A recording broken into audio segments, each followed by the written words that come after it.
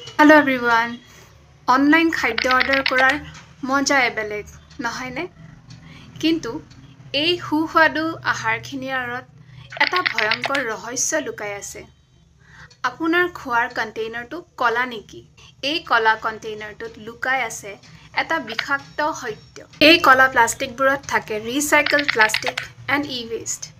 ইয়াক গৰম কৰিলে বা ইয়াত গৰম খাদ্য ৰাখিলে ক্ষতিকৰ কেমিকেলছ যেনে বিসফেনল এ বা BPA, থেলেটছ আৰু হেভি মেটেলছ যেনে লিড, মাৰ্কিউৰি, কেডমিয়াম আমাৰ আহাৰলৈ সোমাই যায়, যাৰ ফলত হ'ব পাৰে হৰম'নৰ সমস্যা, ইনফাৰ্টিলিটি, কেঞ্চাৰ আৰু মগজুৰ ক্ষতি।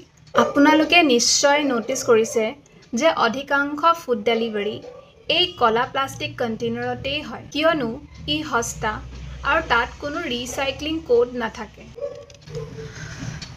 বগা প্লাষ্টিক কম্পেৰেটিভলি কলাতকৈ বেটাৰ, যদিহে ই ফুড গ্ৰেড হয়। কিন্তু গৰম খাদ্যৰ বাবে সেয়াও ছেফ নহয়। চ' অভাৰঅল কলা হওক বা বগা, আমি প্লাষ্টিক কণ্টেইনাৰ্ছ এভইড কৰিব লাগে। আহক আমি জানি লওঁ সুৰক্ষিত বিকল্পখিনি। গৰম খাদ্যৰ বাবে আমি ব্যৱহাৰ কৰিব লাগে glass and steel containers, paper and leaf বা পাতেৰে বনোৱা কণ্টেইনাৰ্ছ বা প্লেটছ ব্যৱহাৰ কৰক। কলা প্লাষ্টিক এৰাই চলক। যিকোনো প্লাষ্টিক গৰম নকৰিব। যিমান পাৰে ৰেষ্টুৰেণ্টত ডাইন ইন কৰক।